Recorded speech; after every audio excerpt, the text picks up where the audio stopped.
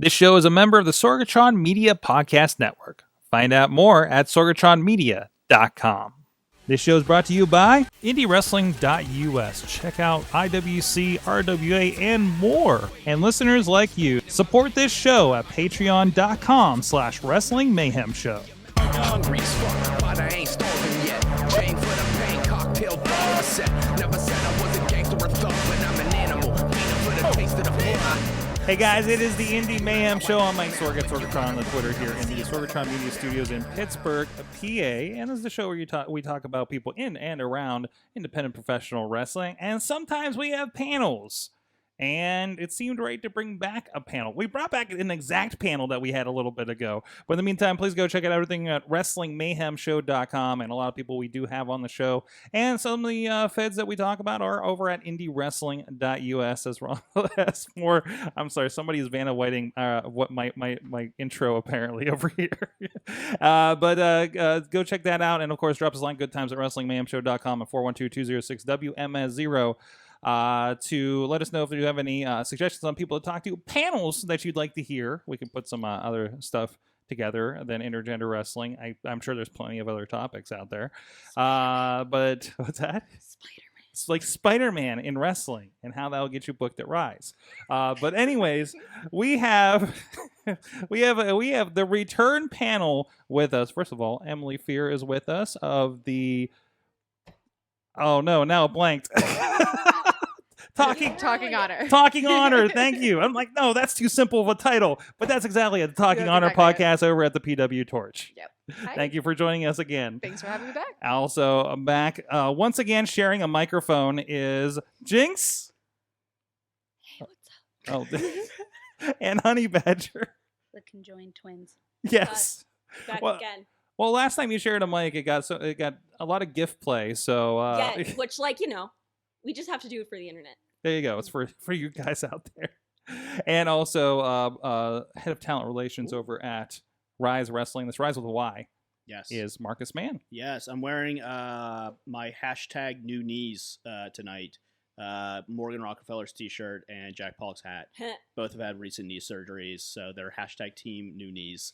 Oh my God. Well, there's an intergender team we can have. That is. Oh, yeah. So that's why I'm wearing their stuff tonight. That's perfect. Since they just Morgan had her knee surgery. About a year ago, and then Mhm. Pollock just had his recently. So they're now hashtag Literally team a new day. knees. Less than 24 hours ago Yeah, as of this Yeah. recording, Yeah. actually. So Yeah, and it sounds like he's doing pretty good with that.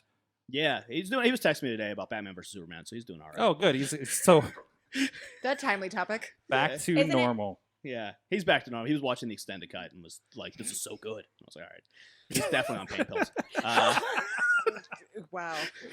Good Wow. shit he's on, I guess. Yes. So Marcus, I think messaged me probably about a month ago and said, "Hey, we should do an intergender panel again." And I'm like, I don't know if enough has happened Yeah. since we've talked in I think September. I was just bored. You're just like, I want to do something. Yeah.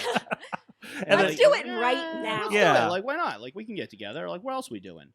And then, Right. like, actual things happened. Yeah. Like, quickly. very quickly. Very quickly. Immediately, honestly. And very quickly and on like probably the biggest stage at this time of the year with the Royal Rumble in front of 50,000 people.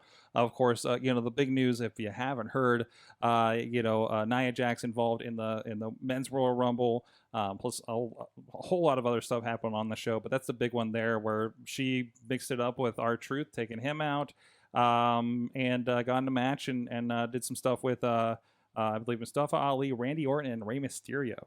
Yeah. If I'm not mistaken. Yeah. So, and that just lit the internet on fire as far as the discussion around intergender wrestling. And that was the perfect time to bring everybody back. And because, I literally a week before on a Mayhem show or somewhere, somebody like pointed, it's like, do you think WWE would do intergender anytime soon? I said, absolutely not. Yeah. And this just changed the whole crazy. game for it. I think we were all in that boat. Like, of Yeah. like a WWE. Vince isn't going to do it. There's no way Vince would do it on his shows. And I even talked about last night that was like, well, Hunter might on like a NXT house shows or something. They Yeah. may Smaller creep it level. in. They might Yeah. just test those waters. And then all of a sudden Vince was just like, oh, we're just doing this at the Royal Rumble, like in the end of the night, yeah. the biggest moment of the night. Yeah. Mhm. Like I didn't see that coming, like at all. There had been rumors going around of I should read rumors. I know, right? Like 2 or 3 people came up. It's like, oh, this is what I read, that Becky is going to lose that title match and then come in and like take out R-Truth, Yeah, of course. and win the men's rumble to get her title shot against Ronda. Okay. And Which I'm would just make like, no sense. Make no Yeah, sense. because No. that would not. Be awful. Because you can't win like the Royal Rumble, like the men's Royal Rumble, and challenge for like any title. Well, that was what Nia was trying to do. Was it? Was it?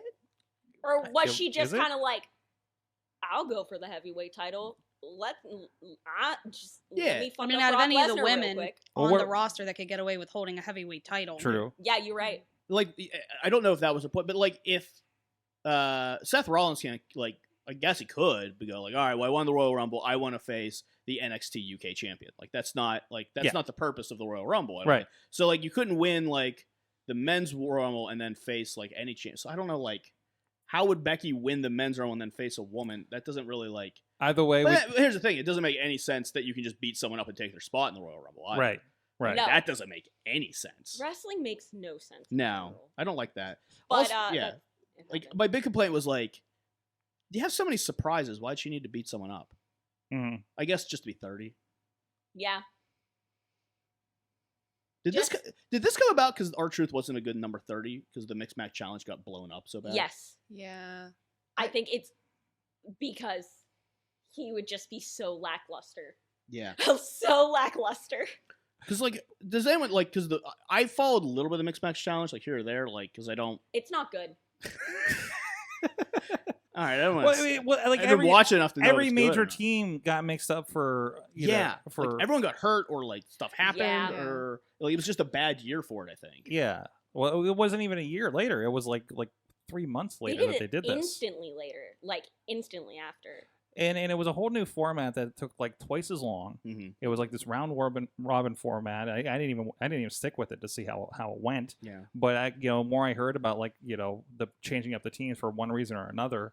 Plus, it was going to finish on a pay-per-view, so you knew anybody involved that was involved with anything else was probably not going to get in the finals. Like it kind of wrote itself into a corner, Yeah. right? Yeah. So, but it's still been something interesting that's been at least the first one I thought was a good Yeah. mixing up of Yeah. And they The do a male and female little bit of talent. intergender in them. yeah.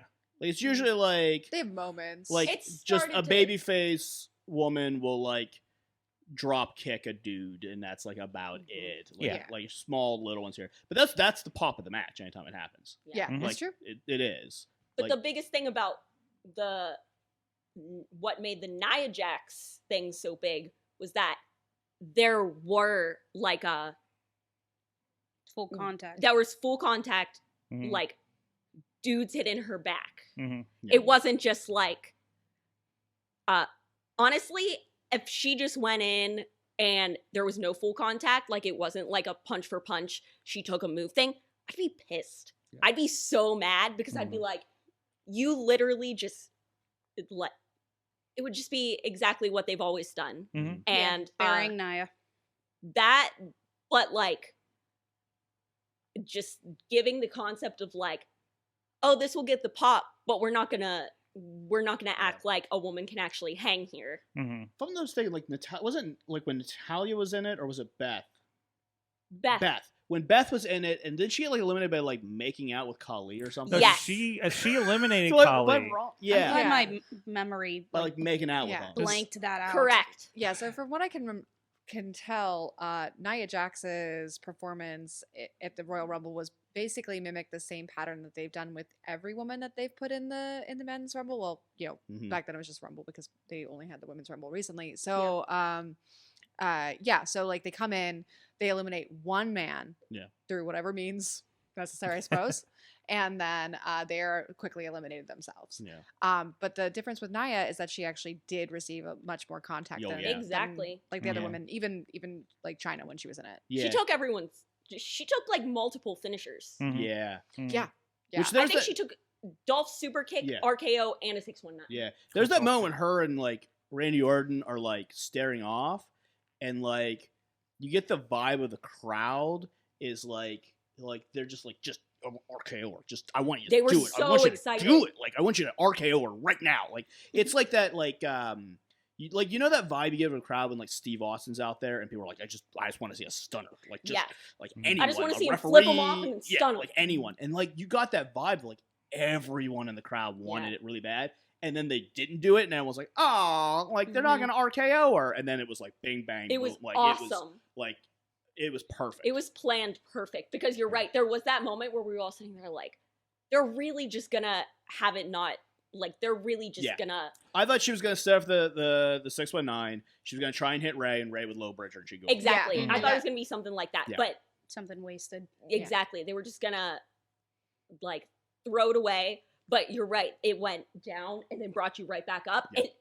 And the thing is that I think makes it so incredible is that between the crowd and like the internet hysteria afterwards, everything's been so positive Mhm. and so excited about it. Like, it's been such a positive and incredible like response to having a woman go punch for punch and go full contact in a Royal Rumble with men, Mhm. which is awesome. Well, it's just that thing that I think some independent promotions or just anyone not convinced by it, like if the Fed is doing it, like what more of a green light do you need? Yeah. Absolutely. Yeah. Like, and especially if that's the vibe you got from the crowd, it's like almost like the crowd wanted intergender wrestling, and For it made sure. sense. Like again, you sent the biggest woman in there, you know, and she not only held her own, but she sold. Like she didn't. It's not like she no sold or she, you know what I mean, anything like that. So once again, it's like what more do you need to say Right. like this is what your crowd is ready for? Like you any market needs something fresh. You cannot keep churning out the same material and expect to keep your audience, you know, it's why I quit Walking Dead like into season 3. I'm like, oh, Carl's missing. Okay, we're doing this again. Can only do the same thing with the same people. Still so 30 many seconds times. of Yeah. good zombie footage. Okay, I'm out. Like, do you know what I mean? Like, Cool. you have to do something different. So Mhm. it's just, I just hope that other people who are very anti putting it on their show, it's like, oh, okay, maybe we do have a market. in Right. this. It's not just hitting away on like extended cable on Lucha Underground anymore, right? Yeah. Yeah. You know, where they're doing things and Brian Cage, in intergender matches is, And then like maybe someone finds it on the internet. yeah, Yeah. or the interpromotion, shows and bar stuff, shows, yeah. What's it called? Jordan Grace tore up the house on, All in. yes. And that All In. was Yeah. on television on WGN. That was because Yeah. it was As during a the pre-show. battle. Yeah, that was during the battle royale. Yeah. Yeah. Yeah, it's boggling to me, and that was also on a show that ended up being streamed and like signed off on by Ring of Honor, and like as someone who really supports intergender wrestling and who watches Ring of Honor really faithfully and covers it as both like a fan and as just in general, it's maddening to me that WWE has more faith in its audience to accept intergender wrestling than Ring of Honor has faith in its audience to accept it. Yeah. Considering that like Which is crazy. they both have like conservative backers. So I was gonna say, is that more Sinclair or is that more Ring of Honor? Do you think? I mean, as someone who covers it more. But McMahon, Sinclair, potato, like Yeah, Mhm. I feel like Vince is more like Vince is very conservative. Don't get me wrong, but I think Vince will do anything for a buck. Where I don't think Sinclair is like as carny. I also don't think that Sinclair is paying as close of attention Okay. as McMahon is paying attention to I would agree with his that. product. I would The agree thing with that that might have even sold McMahon is they might have opened up with, so we're going to have Nia take 3 finishers. Like Yeah. anything to bury Nia, they're probably like, oh, Jesus, I can't sign this fast enough. Like, I think, and Nia's been Triple H's like project for Mhm. a long, long time. she needs to own her size. Don't get me wrong. Like, I'm not saying like all of that is like on Nia. like work rate wise, or Just like even like going in the Rumble, it's like you're bigger than most of these dudes. Like that's why I Yeah. watch her so closely, and I try to almost like learn from her a lot, Mhm. just for the fact that she's obviously on like the Fed and she's obviously on TV and making way more money than I am. But like you're bigger than some of these dudes. Like there is no reason you should even like cower or just like even just like in her walk. Like you can Yeah. totally see yeah, I would say like I can't believe in Nia Jax because Nia doesn't believe in herself. Like I can That's a really good way see- to put it. I Actually, can see she doesn't believe she's that character. Like if you took Tamina's confidence and put it in Nia, she'd be a complete wrestler. oh, she'd be unstoppable. She Yeah. also needs to. I don't know if she's letting someone else make her gear, but Jesus Christ, give Nia a flattering Mhm. gear just once. Oh, That's been a God. problem for a just while. once. Yeah. My girlfriend was watching with me and she was like, that blue gear does not look good. And No. I was like, I don't want to say anything. I feel like 'cause I don't know if they do it on purpose. I don't know if the seamstress or whoever she's going through like does not know like how to but like she's a model and like any other full photo you see of her like when she dresses herself, she looks half if not less the size than when she's in wrestling gear. And coming from someone who's bigger and has to like that's one of my biggest challenges was like finding gear that was like flattering and also like good, it like worked in the ring. Is like I understand how tricky it is, and if you don't have someone that's good at it, like I've seen girls say like, "Oh yeah, I paid $300 for this," and it's basically like a too small swimsuit with some straps on it, and I'm like, "Oh girl," like, so it's just it's little things like that too. That, like, I don't know if that's playing part of it. Like she maybe doesn't have as much say in like her look or what. Like she shouldn't even come out to like that cute song. I'm loving those girls. Shut up. So I'm not, Oh man, I keep saying that's our market. I keep saying it sounds like our I'm mixtape. not a lobster. I'm not. I'm not. And now ruin it for everybody out there. We got I've some, ruined it for everyone. we 'cause do have every some- time I hear I'm not a lobster. some comments from the chat room here. That's Dave Potter, I'll shout out his Tiny Shutter podcast while he's in here. It says, on a serious note, is one of the biggest shocks that WWE actually pulled it off, especially, or is that they pulled it off, especially with how they are handling people like Mandy and Alexa on other shows. Yeah, I don't know what the goal is. Emily, I think you shuddered over that one. They have so many people. They have so many women wrestlers who are amazing at intergender wrestling, Yeah. and they are so badly mistreating them Mhm. in the storylines that they have put them in, and have completely like lost the plot on so many of these women that they've put in NXT and elsewhere that have this know-how that could do these matches, and they even have storylines that they could work them into. One of the most frustrating things is that now, full disclosure, I don't follow WWE closely. I don't watch any of it. I don't subscribe to the network. I don't do it. But I do keep track because just like everybody else who's You on have to. wrestling Yeah. social media, like everyone else You does. gotta. Mhm. But so just this past year with like everything that was happening with Gargano and Ciampa and in NXT and having Candace right there in the midst of it and not being able That to moment where we thought we were going to see Ciampa and like Candace, like we're like, Yes. is this happening? Right. Insane. No. Yeah. But no. So it is incredible to me that they actually did commit to a moment, Yeah. a big moment for Mhm. intergender wrestling.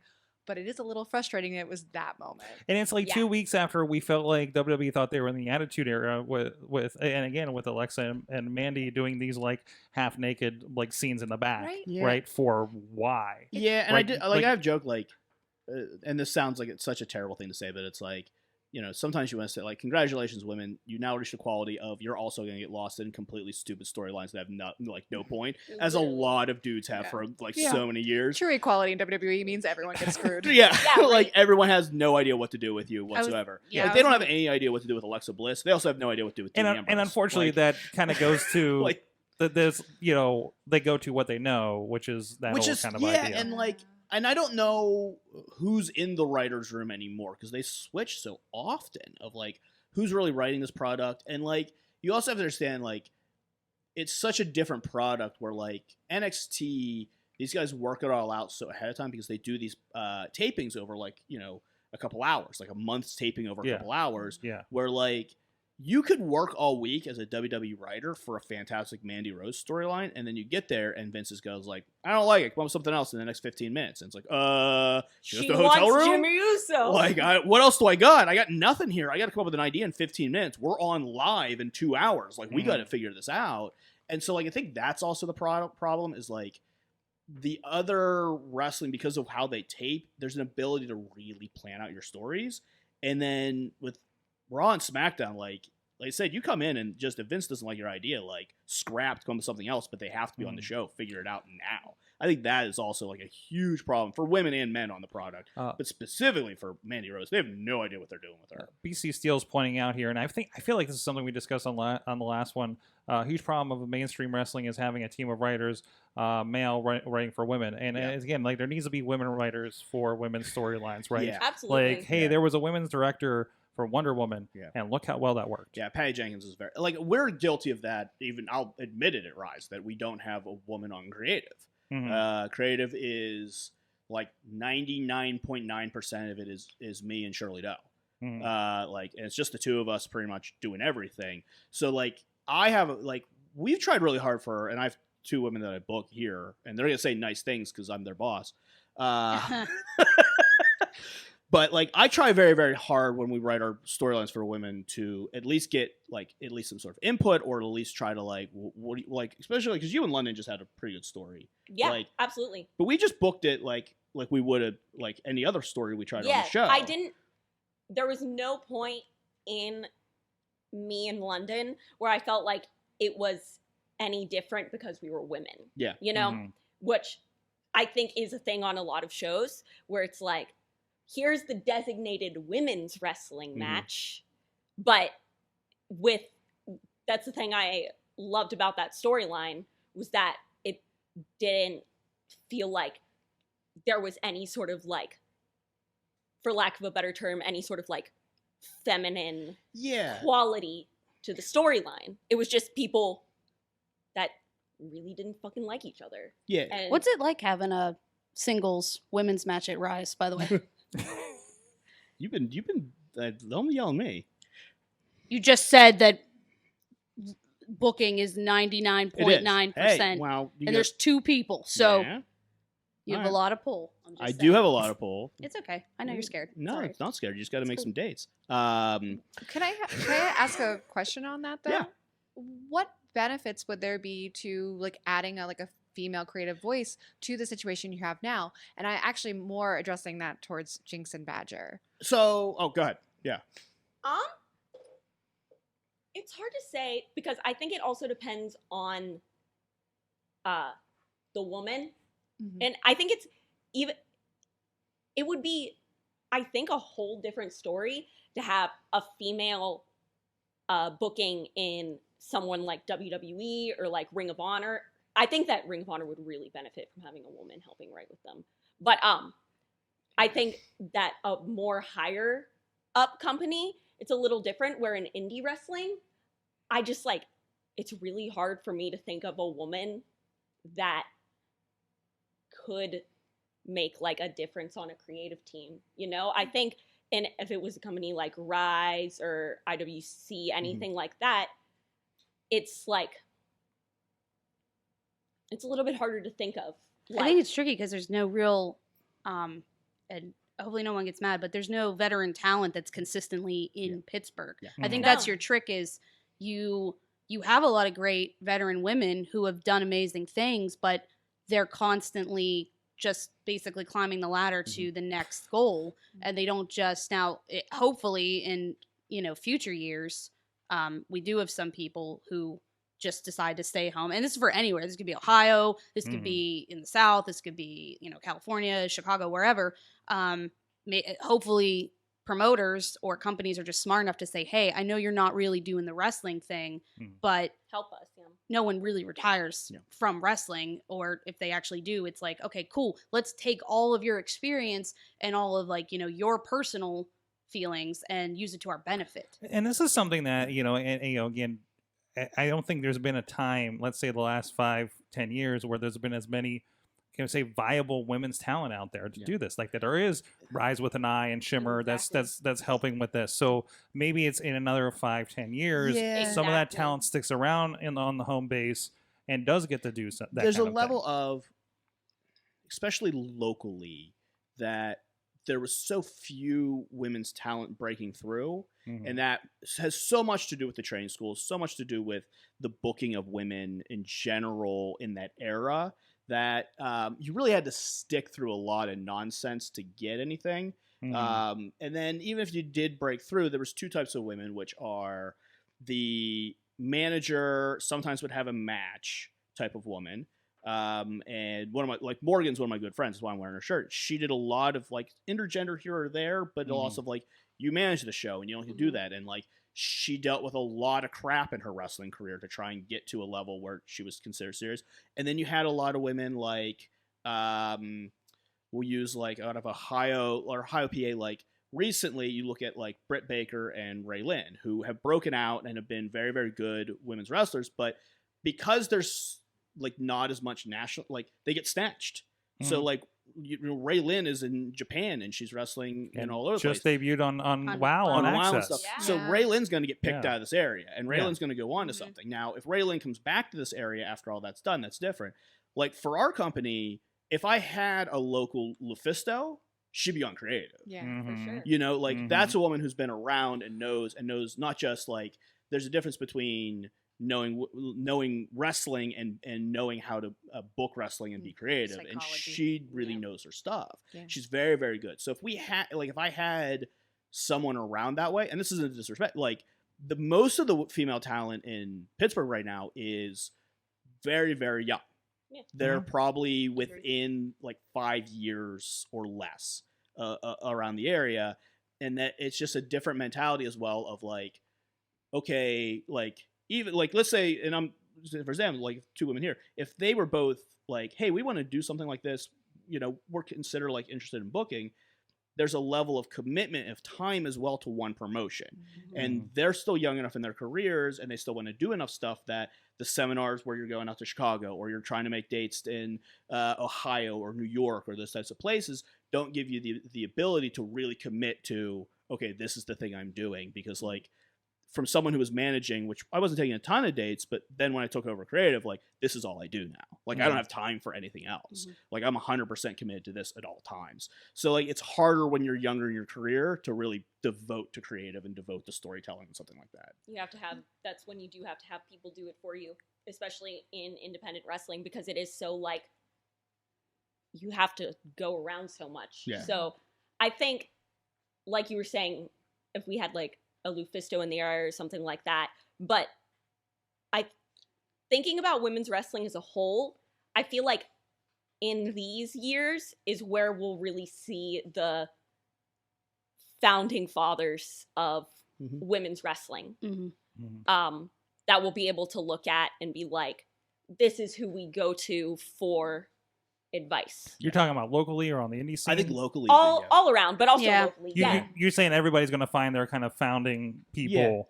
Every like- area like will be the, more. the person that's going to be the 20-year vet, 10-year vet later down is helping out by else like a Shirley Doe or something. Absolutely. Yeah. I think that will become more female. Like a lot of familiar names are going to start popping up, I think, as like seminar people. Like I could easily see Ray Lynn hosting a seminar in 10, 15 years, you know, Britt Baker or Tessa Blanchard, you know, people like that right now that are hitting kind of like, I don't even want to say their peak because with wrestling it's so weird. Like you could think you're on a downspin and then it just comes right back up out of nowhere with opportunities. PCO, jeez. Well, there's that. You know, All of a sudden, you're not human. Yeah, like I know, like by the way, what's up, PCO? I see you liking our tweets. That's my dad. I know locally, like Kimberly is starting to do more of that type of stuff. Yeah. She's in like the Dayton area now, so she's starting to pick somebody up and do who's more been stuff. there and has been around. Exactly. So Gone that makes a everywhere, lot of sense. Yeah. I think that's the only benefit too of like the Performance Center and with the Mae Young Classic starting to pick up more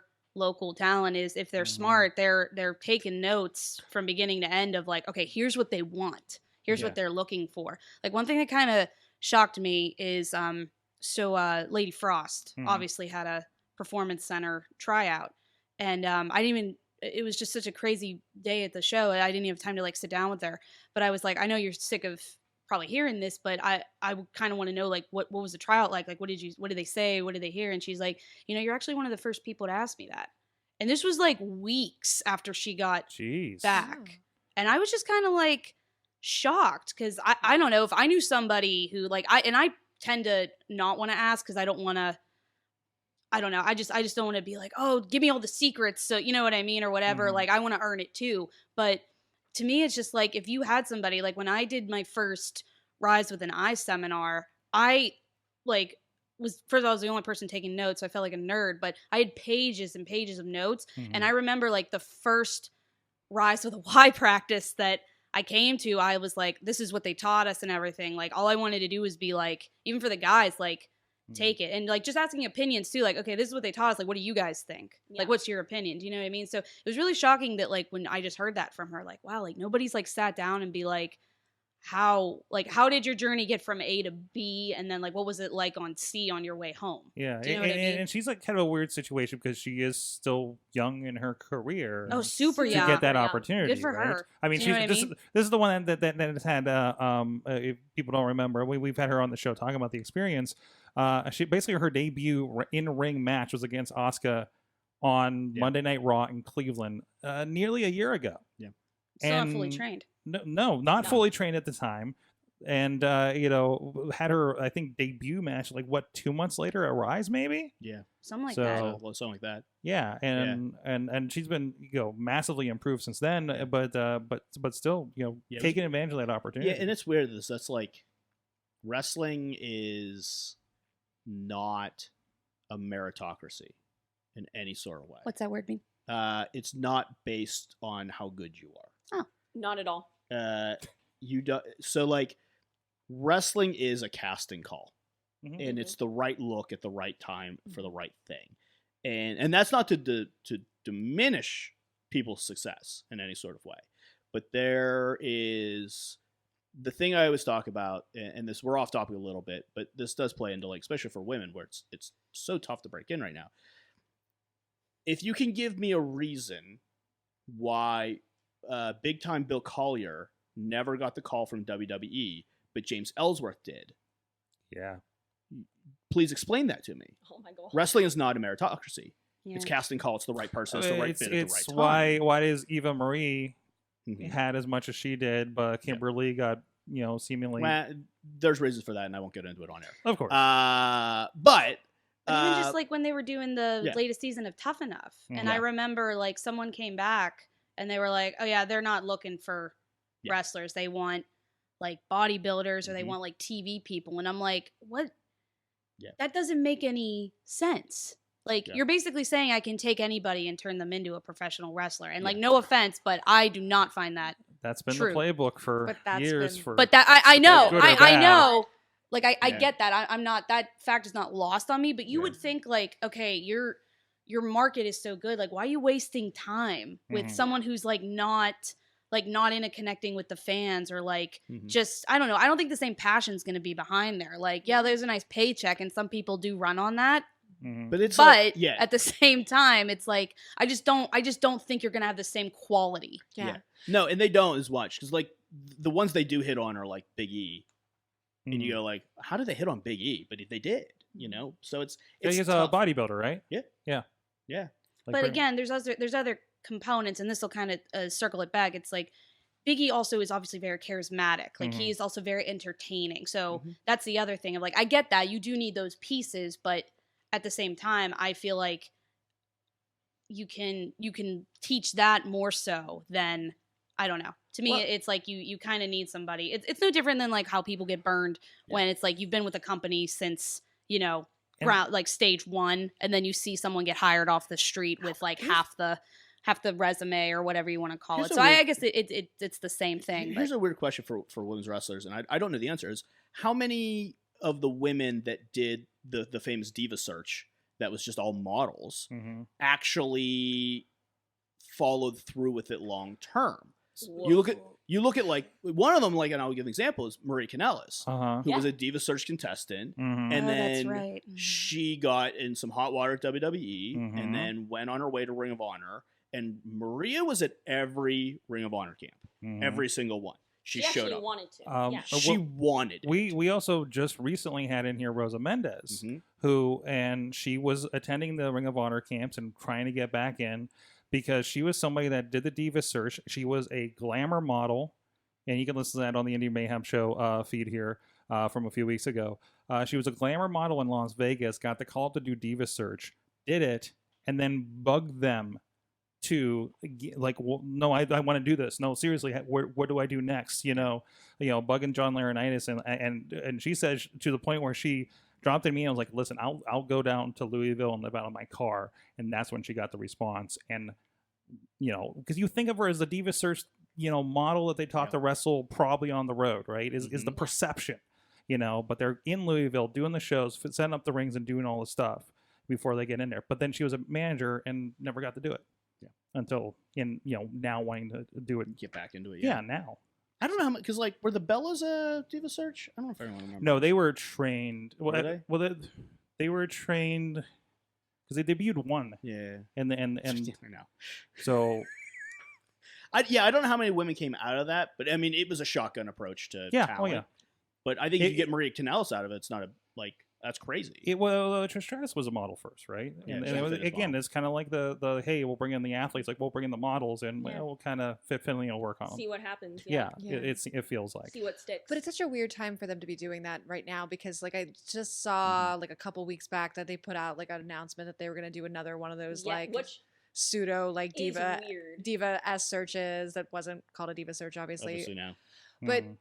meanwhile, you are buying up as much talent on the indies as you can. You are making So offers strange. to all of the highest level independent companies to their rosters. You're buying up as much like of the highest profile women's talent you can, and you're also going to do this. That's Mhm. No, that makes while no you sense to also me have a either. really deep bench that you are not utilizing. Are they Yeah. are they heading towards a women's product? What? do you think? That's Like a 205 I think it's happening. style. I think it's happening. That's likely. I can see could that. see that in the next couple of years. Just some Yeah. clarifications from the chat room. Thank you, Bobby and Riz out there. Layla was a Diva Search contestant. They were talking about in the chat.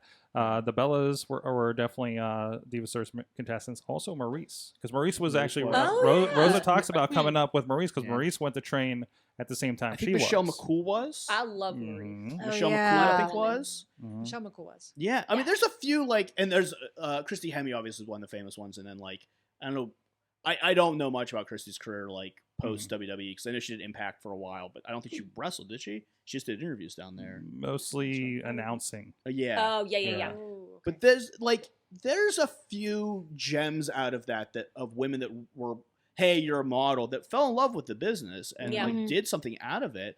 You know, Michelle McCool, like, I mean, she had a full run as women's champion for a long time. Like Long time. yeah. Mhm. And then like obviously married the Undertaker, which is crazy still. Still weird. Amazing. Still makes me uncomfortable. Oh, not Good me. for him. Good for her. That's another Anyway. podcast. Anyway, here's my question then to M here. Do you think what's going to take for Ring of Honor to do it, to go to intergender? That's a really good question. So recently it hasn't debuted on TV yet, but it's been all but given out on television that they have debuted a new faction, and there is a woman in the faction, which is like the kind of the first time that I can tell that they've ever had like a stable type system. That's with the Kelly Klein one? no Kelly Klein's got her own. That's like Team Klein. It's her like team. Okay. It's not really a It's a bunch of faction 'cause independent wrestlers Oh, that like- she berates. Oh, yeah, so and they it's don't like- wrestle with her. No. They Oh, don't so they're wrestle. like her boys or her sing brothers Yeah, or it's something. it's Yeah, okay. they're And they co- rotate them, don't they? Yeah, it's Yeah. like different people everywhere. Yeah, so I saw Cody So Vance it's in there. literally the boys.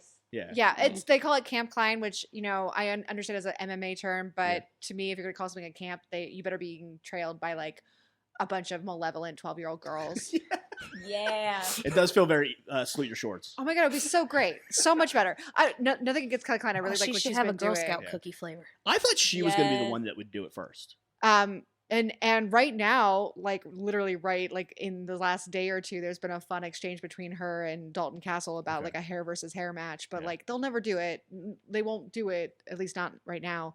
But okay, so there's a new faction headed up by Juice Robinson, and it has Tennille Dashwood in it. Okay. Oh, And- that's right. yeah. Mm. That's a lot. Apparently it was a decision on someone on the creative, and they were able to talk it up to everyone else, but like it got booked, and I feel like that's a step in the direction. Mhm. Mhm. I wouldn't be Mhm. shocked to see an intergender moment in the next year, especially for now sure. that WWE has done it Yeah. for the Royal Rumble, and there's always going to be a little bit of competitive streak when it comes to the booking for ROH. And- But I think it's gonna take pushing. It's gonna take fan response, and it's also I think it's gonna take some of the people who are working behind the scenes there to like commit to making it happen. And you see, they have been on TV as this group. They have been According to the chat is confirming that they yeah. have been. So the episode hasn't aired yet. I think it's going to be coming this week. Okay. But it has been basically it's been shared on social media. It was their last tour, their last set of tour shows. The faction was intact, and Tennille's on commentary because she's still out on injury. Okay. But she's in the faction. Her and four dudes. Is it like, do 5 you think it's years. more of a situation that's going to happen on pay-per-view but never on TV? It will definitely happen in an Honor Club event or possibly a pay-per-view. Yeah. Probably more like probably kind of what you were talking about with the like house shows. Yeah. It'll probably happen on a tour show and then on a pay-per-view and maybe eventually on the TV. Yeah, because I guess remember, like these shows show up on your local network where they will get phone calls from grandma that's tuning into it I at just don't 5 think o'clock Sinclair- on a Saturday. I think Sinclair Ugh, I'm would over edit that. that out. I So- think based on what I've seen in episodes, like things that get blurred, etc., I Mhm. wouldn't be surprised if they had a Yeah. little bit of an issue with it. But I definitely see the opening for Honor Club to be able to like Yeah. stream these events Yeah. since they're streaming these events to such a wider audience for them to be able to do intergender moments on those shows at least. I really thought when they had brought Kelly in and Kelly was doing her like run, especially like her undefeated run, I was like, this has to be a thing that like there's no real payoff to this otherwise. And like I remember And when there wasn't. and there was like, because I remember Kelly and I had talked about her coming in, and I was like, would you do an intergender? Like this is when she was still like doing the undefeated streak, Yeah. and she was like, maybe, like I'd have to get that approved because I'm on like Kelly was real protective of her character during that time because she wasn't losing. It was like when you booked Kelly, like she couldn't lose at all. Like, and it had to be like not like a Kelly doesn't lose, but it was a count. It'd be like Kelly beats them and taps them out. Like that's the story. That's what you book. That's what has to happen. And I was like, oof. Like we talked briefly about it, and then like as all things with Kelly and I go, like she gets very busy and goes to like Japan, and I don't talk to her for a while.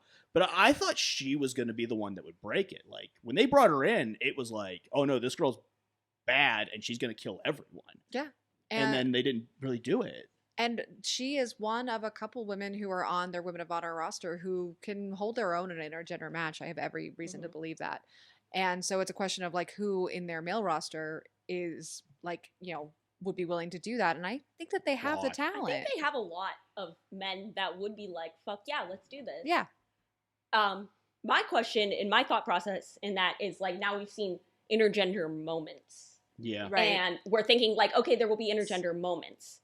When do we think that there will be a Ring of Honor, WWE, NXT, Impact intergender match? Not like a tag match, like full only on when singles. like when is there going to be like a man versus a woman match? With the Money in the Bank, that's any title, isn't it? The briefcase? It's generally accepted that it's going to be like the main titles. Oh. Like I no was one's ever cashed in for an IC title or anything like that. I don't know. That might be a way to do it, is have the women's and then have someone like Becky or even Nia and then be like, no, this is the title I want. And then you could have a like if they weird if feud they have out some of kind it. of beef, like how we're getting this kind of Dean Ambrose Nia Jax thing that's going on right now. That's kind of Are they paying that? Are they gonna pay that off? It's a constant.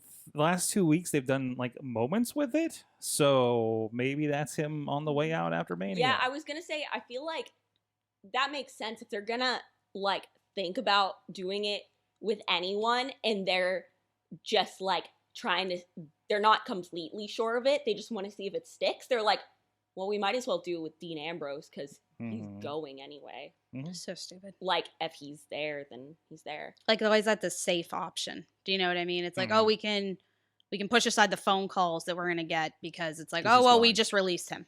Yeah. Yeah. Or say, oh, we released him because. And how they've already like publicly announced it, so that now Pretty like, much. the general WWE audience now that colors their opinion on what's going on. I would there. think out of anywhere, Impact would be the first place to do it. I'm surprised Impact I was doesn't thinking either. NXT. Because they have Gail on their writers. Yeah. We were just real quick Really? circling back. Yeah. Gail's Yeah. part of their like her I know Sanjay used to be part of it. He's no longer, I believe. Somewhere. Yeah. He's somewhere else. And then Bill, I'm gonna fuck up his last name. Demet or Demott? Bill DeMott. Bill Demott. DeMont's with them now. Yeah. Well, Okay. that makes it less likely. Well, Bill DeMott's not. he's part really of a progressive creative. dude. Maybe it's not. Maybe writing Yeah. is the right. He's part of creative. Yeah, Bill DeMott's not the most progressive dude out there. I If you don't know. remember, I enjoyed him. I thought he was. He got fired from NXT for some slurs and things like that he was. Oh, never mind. Fuck off. Yeah. I mean, That's when Matt Bloom took over for Bill DeMott because of some controversy, we'll say. I don't remember everything he I'll have to said, but Google I this. remember it was not good. Well, I gotta stop. I gotta stop not working for places because the promoters are racist. But anyway, that list is gonna get real shorter. Yeah. Much shorter. But it's just I see what you're saying though with needing a woman on there, because I always enjoyed, with Impact in general, their attention to entertainment. Like, they're not afraid to take like wacky stories, like like someone for good and bad. well, for good and bad, but it's like you remember those things. Like, I'm never gonna forget Matt Hardy talking to a giraffe thinking he's President Washington. Yeah, you know what I mean. I'm gonna remember what was their faction called with Rosemary, Crazy Steve, and Abyss? What was it called? Oh, I know what you're talking about. Was it Dead Wrestler Society or something like that? No, but that was somewhere else. That was somewhere else. That was in Cleveland. Oh yeah, sorry. That was much different. That was a PWO. Oh, anyway, that and like they like invaded like Matt Hardy's home and tried to like abduct. Like, of course it was ridiculous, but they still did it like with crazy cameras and like there was obviously a production value there. Do you know what I mean? So it's little things like that I'm really surprised like Impact has not been more of a competition, only because I think their talent is there, but it's just they're not afraid to go back to the old school again. Like, this is where I'm always gonna have a soft spot. Like, back in the day with like old WWF, like it was like hokey stories and like, okay, yeah, maybe there was like at the time like underlying messages that we don't want to imply now, but at the same time it's like I remember that over, you know, hot girl versus hot girl, hotter girl one, or you know, jacked guy versus jacked guy. It's like it's entertain. There's a reason it's sports entertainment. Like, focus on that. Like, of course you want athletes who are going to be able to take it on their body and, you know, just all the physical demands and everything. And obviously, you know, that's going to make your product better. But at the same time, it's, you know, same thing with like, even just circling back to the booking thing, like some people, I mean, I'm obviously very pro intergender and pro like women's rights, but at the same time, if the writing is there, I don't think maybe you don't always need a woman in there, you know, unless you have a situation where it's like, oh, we need someone to basically be these women's voices. That's one thing. But even like with Ryse, like I've never been put in a situation at Ryse where I'm like, oh, that's not good. I don't want to do that. You know what I mean? I've never felt like a lady wrestler there. No. Yeah. But it's a presentation. And just to catch up with the chat room here, Bradley and Riz said the Decay would be that team. Decay. That's right. Decay. Yes. Thank you. Everybody's screaming at their phones right now. But anyways, go ahead, Marcus. No, I would say like one of the things that we try to do, and I think we've tried to make it benefit everyone at our company, is like we brought in Pollock as like someone to help out, especially in like with psychology and stuff, to give the women in the company just an extra mind to bounce stuff off of. Because I think like a lot of times what happens with women's wrestling, especially when I was around it so much, was okay, you guys talk about it with yourself, you guys got it, great, and would just leave you alone. So we tried to like bring in. It doesn't matter if your match is good or not because you're girls. Yeah. So we tried to bring in like, okay, like here's a dedicated asset, you know, and someone that like I'm very biased in this opinion because Jack is like my very, very good like best friend. I think he's one of the best psychology minds out there. I think he's a great resource of psychology, which is the reason I brought him in, which is because agenting is a completely different mental aspect than anything else. Like I do wish I had, like I said, I wish I had a female voice that could agent.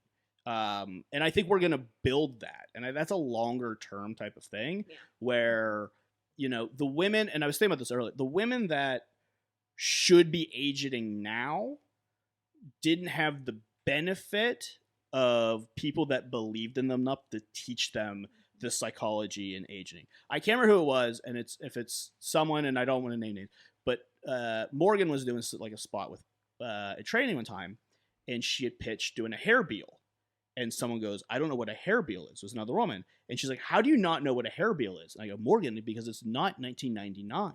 Yeah. You're not doing hair beals anymore, where you grab a girl by the hair and you throw her. Like that was such a like Miller Lite catfight girl move. Yeah, that was such a divas era. Like thing, and she's like, oh, and I was like, they don't know that because they weren't trained to do it, because that's not how women are trained now. Like, or hopefully they're not. I'm really hoping they're not now that I've said that. So like the women that should be in those agency roles, like especially when I broke in, like the Morgan Rockefellers and Stacey Hunters and Crystal Frost, they got kind of either shoved into a corner of, you only get 3 minutes out there to do your match, so you don't need to learn psychology, you don't need to learn to do anything, you have 3 minutes, or they're going to take so much shit in their career that they're just going to leave. Yeah. That's pretty much what it was, you know? That there is now, or there's not the like just openness. And I think that's another big thing with the creative side of it. You know, it at the same time, it would be great for a woman, but as long as you have people in general in the creative room that are going to be open to new ideas, but also open within their circle. Like the fact it makes sense, like why it's probably easy for you to go with, because you have someone like Doe. Yeah. Do you know what I mean? Like Yes. he's not going to sit there and be like, well, my idea is better. No, my idea is better. Like that part is also like the ego part of it's going to come into play, which I think is what you see more on these higher companies, especially the Fed. Whereas like the local, indie companies are like, let's just make something entertaining. Yeah. Yeah. And I'm very lucky that when I broke in, I had Doe as a mentor to take me aside and teach me psychology and to teach me things. And so that's my big point is, the old, like, I don't want to call them older women, because they're all like still like they're in their like early 30s. Like that's the worst part about it. They all broke in when they were like 16, 17. They wanted to do this. And they just got put into this grinder of independent wrestling, and they got spit out with no psychology training, no real wrestling training, and just being called whores. Yeah. And no matter what your gimmick is, that you're a whore. You're a money you're stealing someone's boyfriend, or you're only in this because you sleep with people, or you're power hungry bitch. Those are like the characters they got to do, and fans would just say that at them, and like it ground them down to the point where they either quit wrestling or they just didn't want to do that type of stuff anymore. And so they didn't have mentors. They didn't have people that are going to do that. And so it's my responsibility. It's responsibility of the veterans that are in locker rooms now to teach this to the next generation. And that's where it's going to get better, is when people like here break to another level, they have that experience and have that ability, and then they can channel it. Like I know, I don't want to say like anything personal, but I know like Ray Lynn's been a huge help to you. Absolutely. As someone who like learned a lot of things and then has been able to teach you a lot of things on the road. To be honest, she's probably been my biggest, or mainly only women help. Yeah. Like training wise. But I was going to say, I feel lucky that I'm also in a generation where it is like a woman is equal enough that I don't feel like I feel like I can be like, hey, Jack Pollock, hey, Chris LaRusso, hey, Mark Mann, what do you think about me doing this? I don't have to be like, where's another woman that can tell me how to put together a women's match? Yeah. I feel like I can ask anyone. I think because you talk about kind of like how all these girls were pigeonholed back in the day. Like you guys right here are very specific characters that don't fit that mold. Yeah. Like it's one thing that when I first saw both of you in the first matches I saw you, and it really stuck out to me. It was just like, it's not, especially some of the places I may have seen you, it's just like, oh, here comes the women's match. And then it's just like, oh, this is something. Like there's something to this. They're right? not pretty characters. They're not. And that was something that I really, when I was like becoming myself, I grew into being like, I don't want to be a women's wrestler. I don't want to wrestle and be like, well, what's gonna look pretty? I specifically wanted to be like, what's gonna be me? What's gonna look like me? And there's a lot of, even today, I think in the indie, there's indie guy with trunks that doesn't really have a gimmick, right? There's a lot of indie girl that can wrestle good, So rampant among women. Yeah. So rampant among women that think they can. I mean, I don't think it's just like, I mean, there are some women that think this way, but I think it's mainly just like a product of what we've come up in, is that you're like, oh, well, you can just get away with being a girl in cool gear. Yeah. Yeah. Yeah, I heard that. Like, show. you're pretty. That's all you Yeah. need. Can you do a flip? You're good. Cool. Can you do a can you do a cartway? You're fine. Sweet. So, Yeah. and like, here's and I'll circle back to this because I know like Badger and I do jab at each other because we're friends. But like the thing about Badger is like she mentioned she just had a women's match at Ryse, and that wasn't anything specific. It's just because like I try to put Badger in the situation that's just like, okay, this is the situation Badger would go into, and if it just has him against a woman, like we did you and Calvin, because I was like, oh, that's the entertaining match. Like that's the match I want to see. I want to see these two people like merge together. Yeah. And like the reason like you got in with London was an accident. Like we didn't book this whole story out with you in London. It was like we did a match, tag match, and the finish was hokey. And the finish kind of got messed up a little bit. Yeah. And then we were like, well, I guess we got to do another one. And then it was like, well, I guess we're in a story now. Yeah. Like we're just doing this. And then London and I were like, shit, we beat the fuck out of each other. Let's keep doing it. Like, so like I try to just like, and this is, there's a level of booking that I still am learning. But like when I see Honey Badger as a character, I don't think, oh, Honey Badger is a woman's wrestler. I think Honey Badger is this character that does things. And so what things are she going to do this show, or what things does she work with? Man, woman, child. I'd love to kick a kid's ass. Wouldn't that be the best? But I'll get you a women's match. We'll get that. Yeah, and I'm not, and just real quick, like I'm really not trying to be a jerk, and like no, I'm very I know you're grateful not. for all the opportunities. It's just you wouldn't be you if we didn't like poke at each other. True, very true. Don't poke the Badger. But yeah, I don't like. That's the thing is I don't that like. That is a shirt. London, I see London as just London. Yeah. And that's, I mean, and I'm not trying to like toot a horn here in any sort of way. It's mostly just because like I don't think I have the writing capabilities to give women a voice. Like I'm not that good of a writer in any sort of way. So like Jinx and London's story was, okay, we want to beat each other because we want to be the first ever woman grand champion. We want to, if I beat you, I know that it'll elevate me. And that's just a story that I would tell with Matt Conrad. I would tell with Lee Moriarty. I would tell with anyone.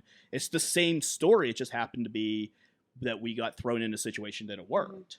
And I might have even said this last time, that in intergender wrestling, and since I've been able to like actually like Ryse is the first place I've been able to like build myself up. It's just the first time I've noticed it, is with men. Men are so much more open to not being like, oh, well, I don't think you should give me that move because like you're really small. Dudes are just, then Derek Direction comes out and is like, fucking German suplex me. Yeah. I'm like, he told me we were in the spot and I was like, Jinx is gonna German you, and he goes, Hornswoggle Germans. I said, cool. Yeah. But like, cool. Yeah. If you give me a reason. I think I've never thought that there was a reason that I like couldn't do a German. I feel like I just like, in that match specifically, gave me so much more confidence in Jinx as a character because of the fact that I didn't go into it like,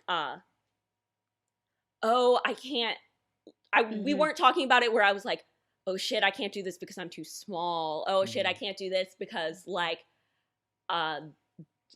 it wouldn't look cool for us, blah, blah, blah. It was like, no, we're gonna wrestle. You're gonna go punch for punch with this grown-ass man, and it's gonna make sense. We're gonna tell the story, and like, we did that. It's empowering. Exactly. And I mean, that's the message that we want to give, especially like, I can tell you right now, like, I'm not, like, one of the things that moves me the most is when these little girls come up and they're almost like too scared to like get in the photo with me, but their mom's like, she loves you and like she wants to be a wrestler. Like those are the moments where I'm like, this is why like I went through the shittiness and like still like go through all of this, because like those girls need somebody, and you never know, like I personally don't know what culture, because I'm old, like looks like right now. And I'm hoping it's as empowering. Like I couldn't imagine being in high school right now. Like I had a terrible time in high school. I cannot imagine what high school for women right now looks like. But it's the same thing of like, maybe they just needed to see this girl, whoever it is, get in the ring to this guy who's being a jerk and kick his ass and say, oh, Absolutely. I'm not this fragile thing. I don't need to be protected. Like I just need to stand my ground. So Yeah, and like you do a lot of like blogging on Yeah. all this, and like I remember you sent me like, can I do the Jinx and Derek match? And I Yeah. was like, yeah, go ahead. And then I remember like you wrote that article up, and I was like, oh, that's really nice that she said nice things about the company. And I was like, okay. And then like you wrote one the next week of like, this is a terrible intergender match, and I was like, oh, wait a minute, all right, like this is and like that I've came never from, seen that like dynamic before, especially on your blog. well, because I came from because the match that I really disliked came from a company that I really enjoy their intergender work and generally think that they provide really good examples of intergender matches, and they commit to it really hardcore, much like Ryse has, to the point where the company is Beyond Wrestling, and Beyond Wrestling on their YouTube channel has at the time when we started this project that I'm still trying to finish, there were about just over 90 videos on this full matches on this YouTube account that are intergender matches, not all of which are Beyond. Some are Chikara, some are other companies that they promote. So I got together a team of just other fans and wrestling writers, and we watched every single one of them and scored them on a rubric. I was surprised when I got their scores back that they liked this one match as much as they did, because I strongly disliked it. Can I ask what match it was? It was actually a match that I was kind of primed to enjoy, which was a match between Kimberly and Colt Cabana. But it featured a trope that I really dislike in intergender wrestling, and I did that match the week after I covered the Derek Direction and Jinx match for the reason, because all the things that fail in this match are things that you guys succeeded in. I hate the trope in an intergender match where the guy is too much of a gentleman to fight the woman. I hate that shit. Because when did we fucking forget that we were wrestlers? Yeah. Like, you got in this ring for a fight. No one's buying this. It's going to happen. We know that you're going to have a wrestling match. I really dislike that trope because, yeah, there's a lot of suspension of disbelief that we have as wrestling audience members, and we go along with it. But the one thing I'm not going to buy is that a wrestler went into a wrestling ring for a wrestling match. We're all wrestlers. And is suddenly stunned to be asked that he is to wrestle somebody. Right. You knew what was happening. You knew what was Bro, happening. you were there. You signed a contract. You signed a contract. But you're right. You're getting paid. Yeah. Like, we know that's this match true. is going to happen, and we know this is just preamble. We know that you're going to have a match. You're going to have to get talked into it. You're going to do cutesy things that I dislike. He does the kissy thing that I really hate in intergender matches. But what I really hate about it is the restraint. I hate the idea that, like, you're a woman, so I'm going to treat you gentlemanly, and I'm going to restrain myself, even though we all know that you're wrestlers. In the Why don't you show the same restraint towards Marco Stunt, who's like 90 pounds? You don't show it. Yeah, like tiny people. It's it goes counter to all the other matches we see you wrestle anybody where you just go. And like, yeah, you do comedy stuff, like Colt Cabana does comedy wrestling, but like we see you go plenty of times. So like, why is this the moment that you choose to like withhold? It just doesn't work. It doesn't work in the match. It doesn't work in the match reality. It takes you out of it completely. What I like about your match with Derek is that neither of you hold back. You have very different you have very different strengths and very different weaknesses. And what loses the match for Derek in that match is not necessarily that you overpower him. Is that you seize a moment that he is weakened by his own weaknesses. He is distracted by his own weaknesses, which is his ego. And that works so well from a psychological aspect. And the rest of the physicality in that match matches that psychology. It was definitely one of the best intergender matches I watched in the past year because of that. Yeah. Because like, and you talk about like you giving back to this, this guy who's much bigger than you. Totally true. But also, you take some serious bumps in this match. You take some serious bumps in this. Bomb almost killed oh you. my gosh! Hell yeah! That was hell yeah! Oh my gosh! So like, yeah. So I as a smallish lady, I'm watching this and I'm like, okay, so I'm seeing all these power moves from you, and I think that's awesome. But I'm also seeing you take significant bumps and keep going. And I can only imagine what I would have felt like if I was a younger girl, if I was a kid watching this and been like, oh, I can get fucking like thrown into a turnbuckle and get back up. It's really cool. There's strength in taking that. Yeah. It's and really coming cool back. that you like picked up on that, because that's the main thing that I've always wanted as the Jinx character, is that I don't really wish to have like a cool move set or 2 cool moves. I know I can't do deadlift power moves, but I think that it's very important for people to see it, and I think it's very important to be someone that can get the shit kicked out of them and stand up. Like, whether you win or lose, you get the shit beaten out of you, you're willing to go punch for punch, and then you get up. It's what makes the criticism of intergender wrestling that it promotes domestic violence so interesting to me, and so infuriating, in that like I feel like there's no greater narrative to me about the strength and resilience of getting back after a fight than to watch someone do that. And that counts for any match, honestly. For sure. Wrestling is filled with those moments, whether it's an intergender match or, you know, a whatever. But it is especially inspiring to see like a woman go toe to toe with a male wrestler and like take the kind of physical bumps that you might, if you were in, not that a wrestling move is in any way like a fight move, but it does. I feel like if I were someone who was a victim of domestic violence, which I unfortunately not to have been, I think I would find a lot of strength in watching a woman take some form of abuse and be able to dish it back and to continue and to resist against it, because I would prefer that than just like pretending that world doesn't ever happen, that doesn't exist. It's just a tenacity. I mean, that's what I mainly went with the Honey Badger too. I mean, that's like the animal themselves. Like you see them, they'll literally take on a pack of lions, or they'll take on an elephant, everything, and like they don't see the size difference, and that's kind of what we are trying to portray too. It's like it doesn't matter. Like if you're in a situation where you feel threatened or whatever, like you hold your own. Like you don't have to run away or back up. It's like just keep getting up and keep fighting for what you want. And you can apply that to almost anything. It's like just keep going. It might hurt. You might get your ass kicked, but you stay there. You stand your ground. Sure. And I think that in itself is inspiring, like you said, in any walk of life. Yeah, absolutely. And the audience gets behind it. There's a reason why these intergender moments in other matches and in other promotions, etc., have the power that they do and like get the reaction that they do, good or bad reaction.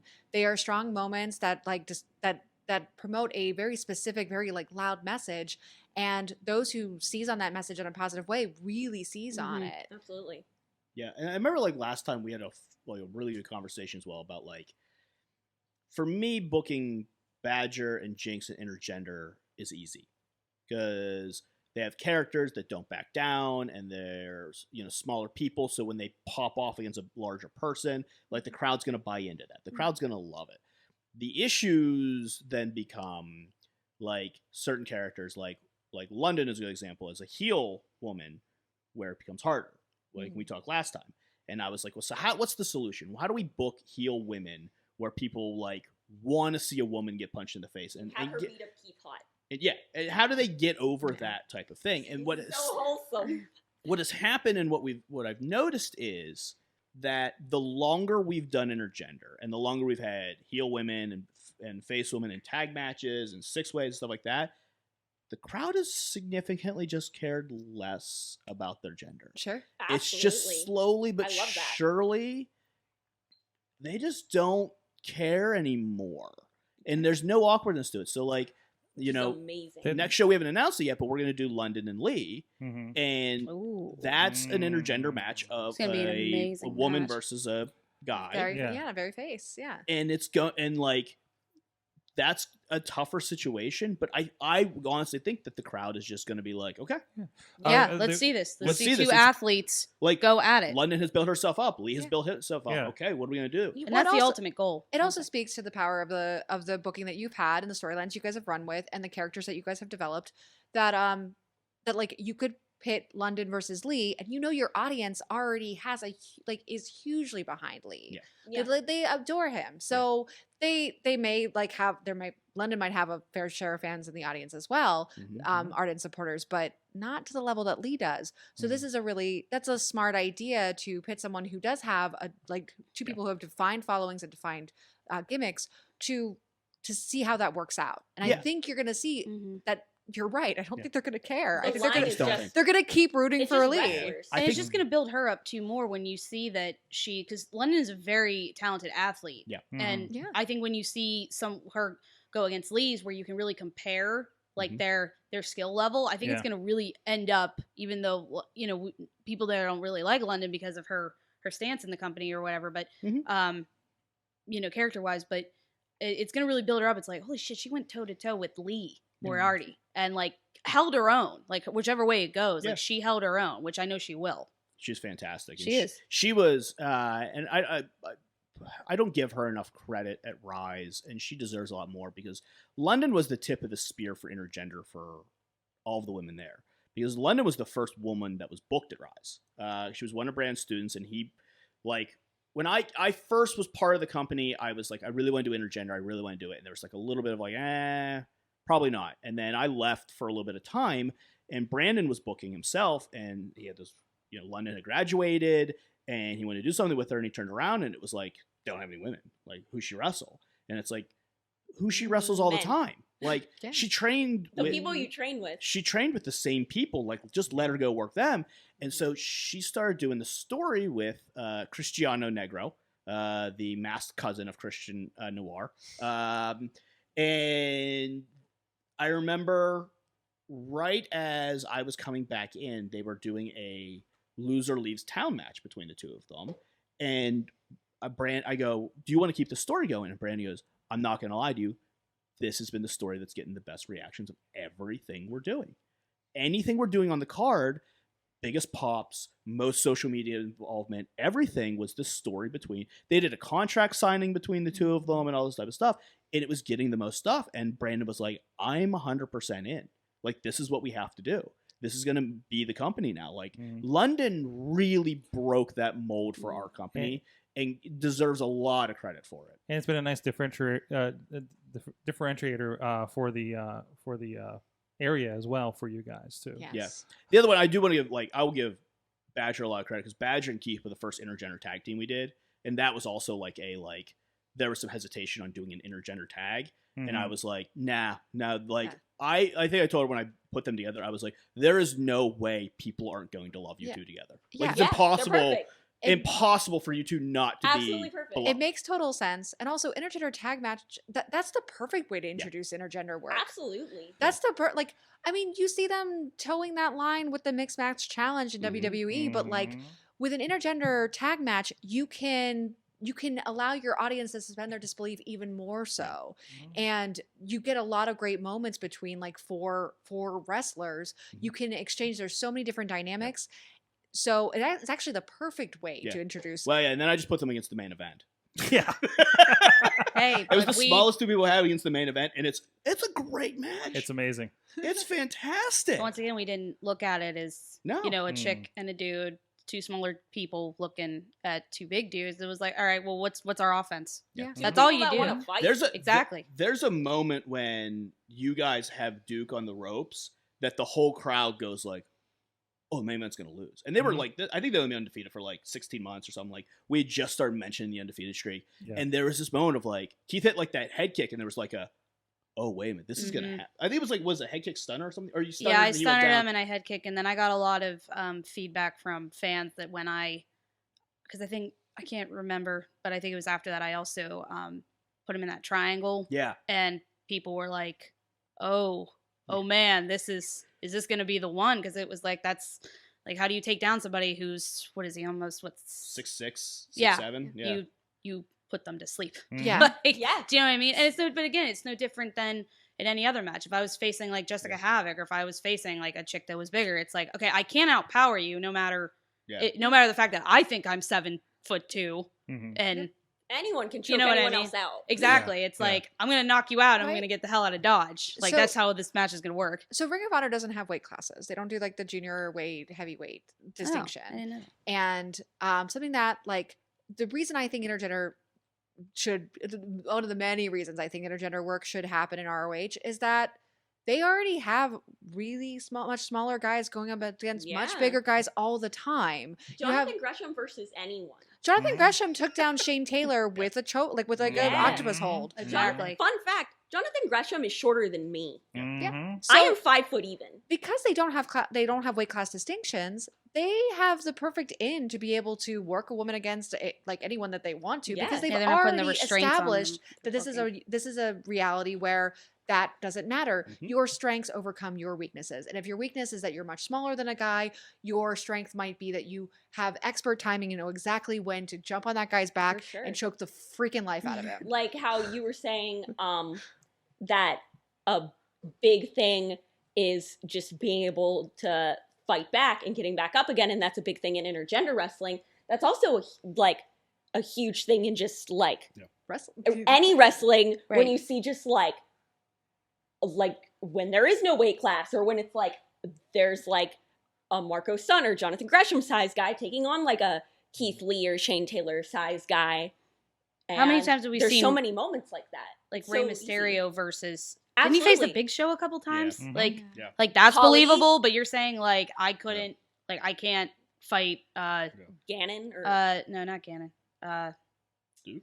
No, other big dumb meathead guy that we have at Rise. Bulk Nasty, thank you. I get hit in the head a lot. I don't remember a lot of things. I know. Sorry. No, Uh, and, like we've seen a lot of like recently the whole WWE storylines on Raw has been Brock Lesnar beats up little dude. Yeah. Okay, Brock Yeah. Lesnar beats up Finn Balor. Brock Lesnar Yeah. beats up Daniel Bryan. Brock Lesnar beats up AJ Styles. Yeah. Like Indy's small darling goes against Brock Lesnar, and it's like you can't survive Brock Lesnar. And then they have these matches where it's like, oh my god, this Holy small shit, dude, Yeah. he might beat Brock Lesnar, Yeah. and like no one beats Brock Lesnar for obvious reasons. But there's But you gave him moments. that moment oh my, of everyone buys in. it's Yeah. possible. Yeah. So I don't understand, we've compared about before, and that's one of the reasons I put on your Mayhem Mania board was I picked the Rollins versus Charlotte because it's like that's a match that's so even to me. Seth Rollins versus Charlotte Flair is like the most like That would be even crazy. WWE match you could think of to me. Super even. Absolutely. Super Like even. they're Really? like the same size. They are. Charlotte might be taller. Charlotte. Charlotte She She's might, taller. she might actually be taller. She's Charlotte's pretty got tall. an inch at least. But they're both She's two like 6 people foot. that are like top athletes. Like they're both in Absolutely. phenomenal shape. Do you know what I mean? Like again, they've dedicated themselves to their craft. So why not let them do their craft without so many restrictions? It's That match would be amazing. that would be So good. if it happens, wherever it happens, it's literally going to be the talk of the internet or the indie scene for a long time. And I don't understand 'cause there's been an argument as well, like, and it's such an older argument, and like the thing that people need to break is this idea of if a man loses to a woman, he's less than, and if he beats a woman, then he just beat a woman. Exactly. That's a mentality that when you hear that mentality and the criticism of it, you realize of just like, oh, you just don't understand, you just don't get it, and there's no like I'm not. yeah. Yeah, Very that was- Exactly. Yep, There's a yep. perfect example. That was called out right at the beginning of the stream, actually. Yeah. So, and the fans notice, you know. Yeah.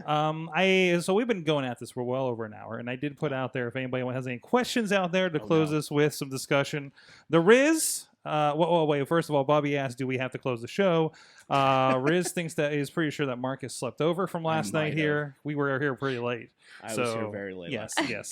There's a lot of discussions on and off the stream that happened. But Riz says, not sure if it was asked before, is there a man in any promotion that Jinx or Badger would love to have a feud with? Oh shit, man! I want to wrestle Lee Moriarty really bad.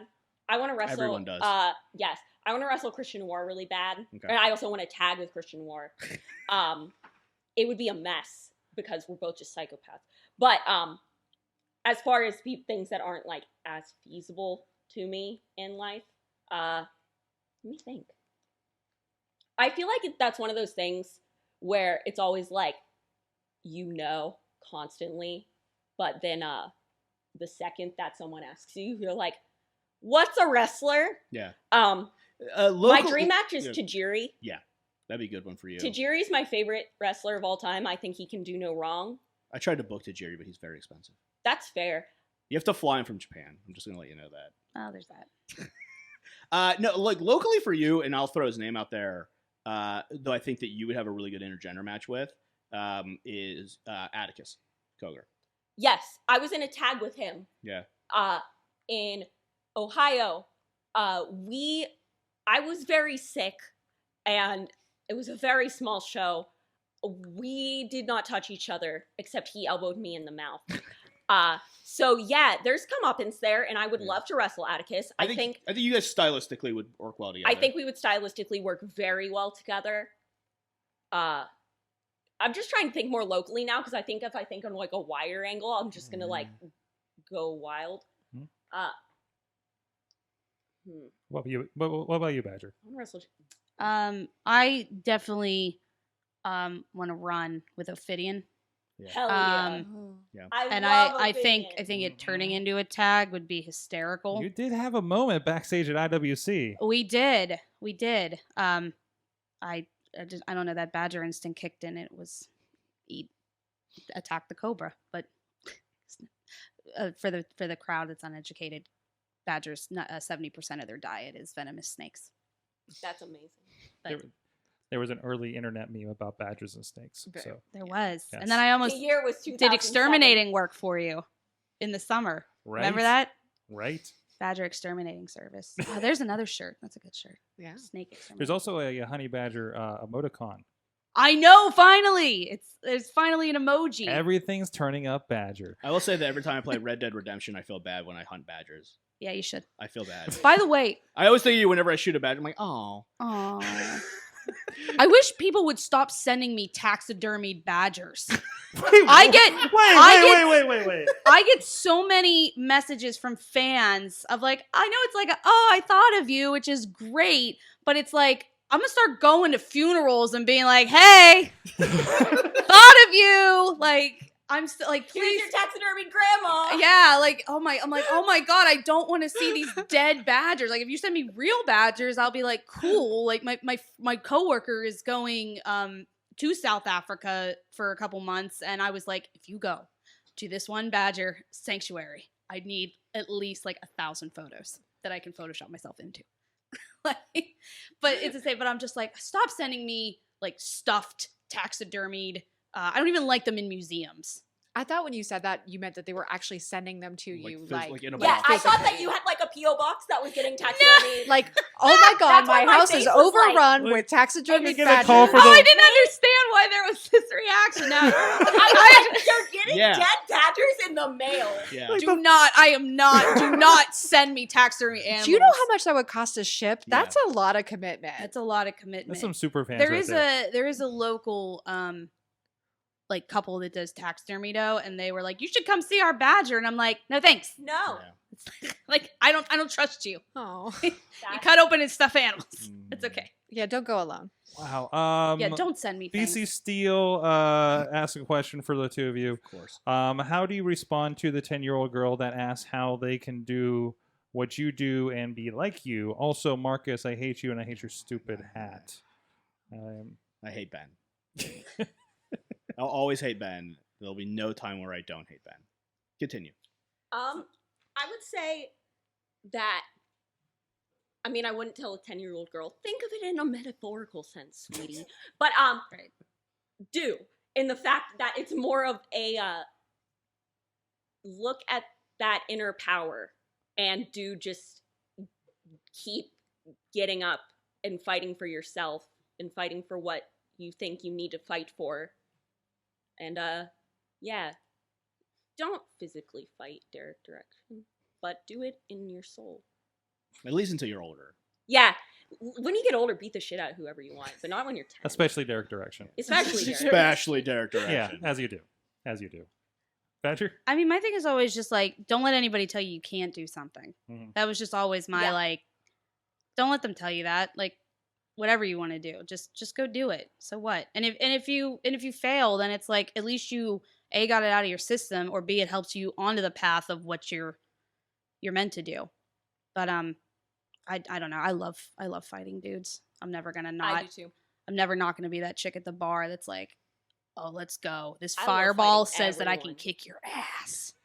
So, Like, but hi, how are you? I always say that, like, the fact that I think Jinx's gimmick and the gimmick of Jinx is based on the fact that she thinks that she can fight literally everyone and everything. And that comes from a real place. It's one of those things where it's like, I know feasibly that it's not real, but also I can and I will. But Jinx actually does. I just, as a business casual Jinx in life. A vessel that Jinx speaks through. Yes, exactly. I don't think that. I think you should have just as much. I don't know. You strike me as someone very confident. Something from as simple as like your look and everything. Like I don't think it should be like, oh, this is a character. Like when I go like, oh no, she's. Do you know what I'm saying? Like Like you said, my I'm the vessel. I get what you're saying. But You she channel is a lot of amplified. that. Yeah. Yeah, totally. BC responds both good answers. Please don't hurt me. And Marcus, you have a stupid face, jerk face with stupid face. Okay. Yeah. Okay. And also, everybody is retelling how Atticus has hurt them. Yeah, there's a Ooh. lot In of the chat Atticus' room. service Honey stories. Badger versus BC Steel. He keeps telling me he's retired and he won't have matches. Okay, cool. I don't care. But I don't like you. If you Yeah, want to no wrestler retires. if you want to drag him to the ring and beat him up, I'm not going to stop you. Do it. Oh my gosh, that'd be great. Please do that. Oh, the possibilities. Ben had a lot. Like Ben had a match with Morgan back when I first started. That was like an intergender match that was really good. Like it was really, really good. Was it like some Beulah McGillicuddy shit? Yeah, it was more in that Hell vein. yeah. It was more in that vein. They did a really good He job. bled all over the place. There was no and- bleeding, but like, Oh. but like they had like it was a really, really good little match. That was when Ben wore a full white singlet, like full body white singlet, and then Jeez. leopard print trunks over top of it. It had like legs. Like when I say like the singlet had like Yeah, it went the down to legs. his ankles, and I Wait, think yes! it came down all the way to Yeah. his. It was like a full suit. Wow. God. Yeah, and then leopard print trunks over top. I'm of gonna it. need to see pictures. He has pictures. Hold so- on. We're talking about it. so I'm he's the gonna queen of post. screenshots, so I definitely have it somewhere. Yeah. I think you've hit really on like what makes an intergender match the kind of draw that it is too. When you have two wrestlers or 4 wrestlers or however many people are in the match that have like strong gimmicks and strong presence and strong personality that you can rely on a whole lot of different things. In watching as much intergender wrestling as I did in the last 2 months and just watching so many matches, the ones that stick out to me are not always the ones that are like the most technically proficient, the ones that go so seamless.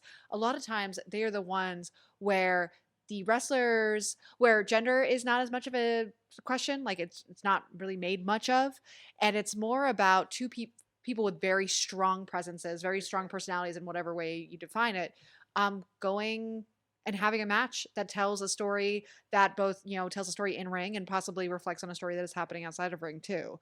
So it doesn't have to be a big story or a flashy story or even like carry on beyond that ring. But if you've got, BC Steel going against Badger, like you're going to get a lot out of that just based on like what the audience already understands about those characters. Just gonna keep putting that out in the world. Please. BC Putting it out versus of there. Badger. Don't Hashtag beat up BC Steel. Oh my god, some people would want to do that. Yeah. BC Steel. You know how happy you'll make your audience? My earliest memory of BC Steel was the time that they had the a crowd at intermission come in and elbow drop him or something. Oh yeah. Yeah, that was a Ben, great idea. Ben was regularly in like the early 2000s ish. They would do a spot where someone would knock him out like right before intermission, and then the intermission you could pay $1 to go pin BC Steel. Yeah, And they would like count the 3, a referee would count the 3, and they take a picture of you amazing. pinning BC Steel. Oh.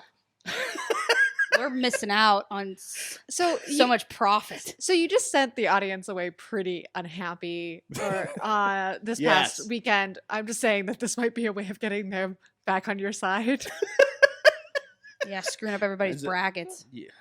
Oh. There was You some ruined brackets. everyone's They were bracket. so mad.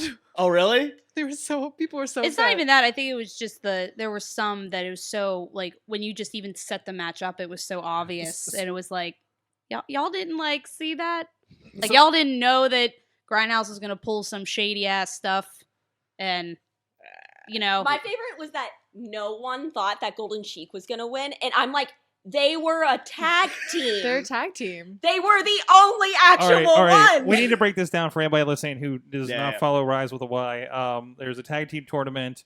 Honey Badger, and Keith Hott, who I know just popped in the chat room a little bit ago, we're taking on Grindhouse Noir with Megan Myers and Christian Noir.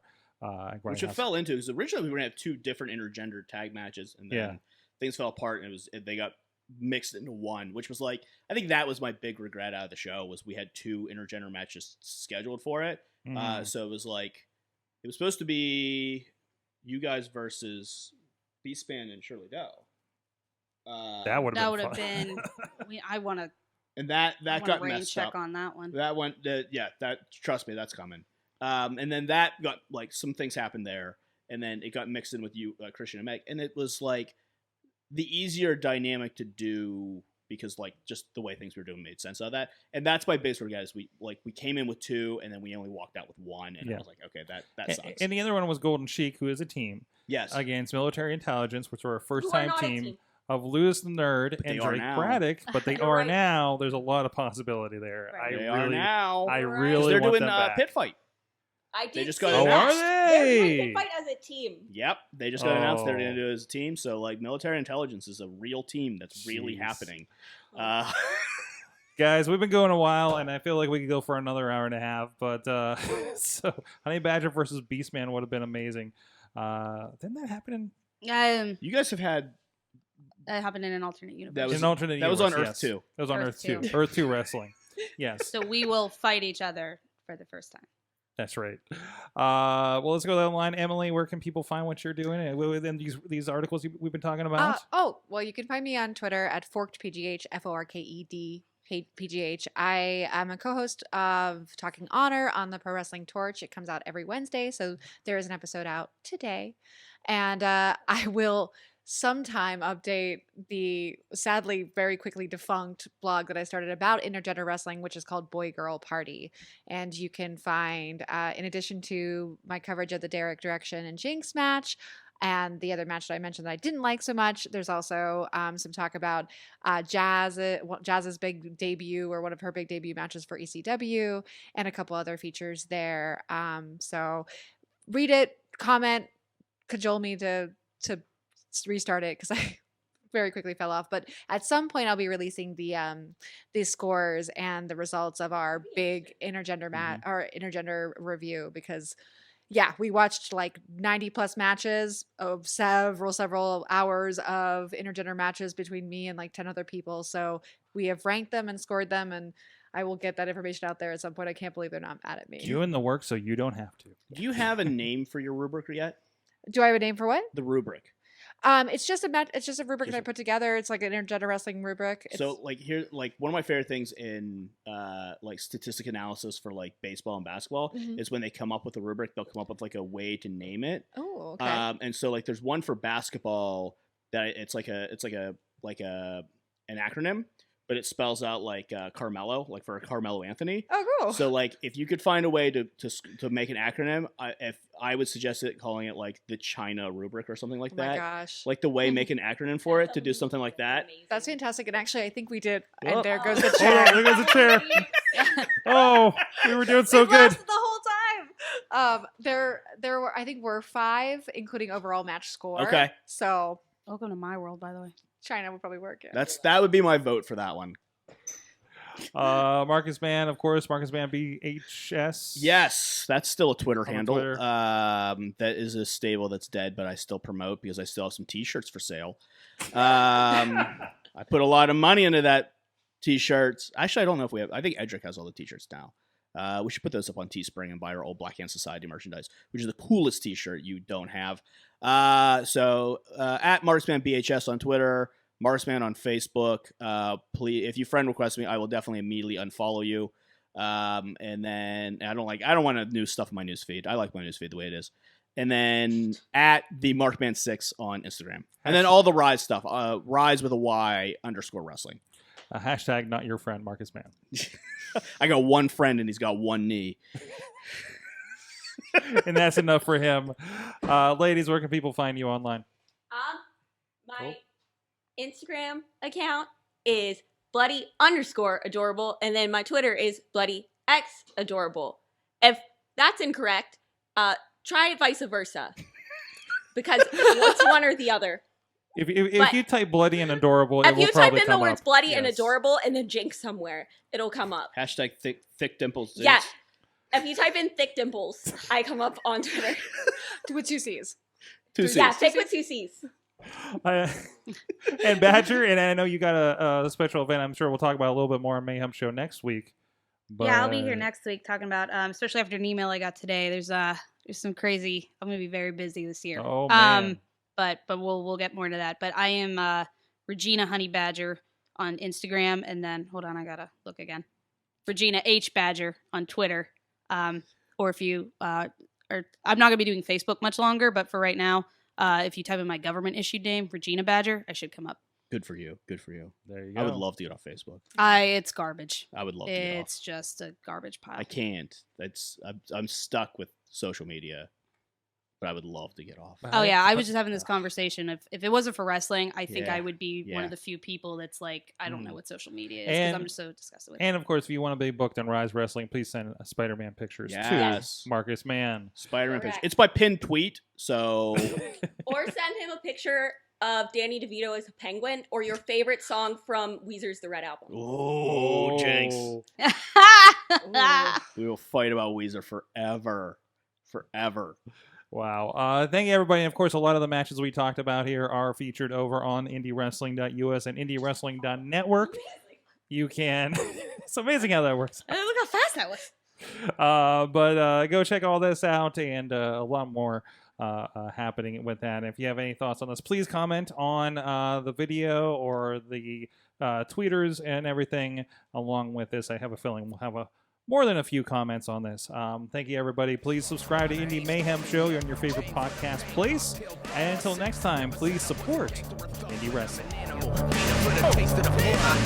Sick, you know how I act now. If you got a problem, come and see if I'm a back down. Act wild. Steady sipping Jack now. This show is a member of the Sorgatron Media Podcast Network. Find out more at sorgatronmedia.com.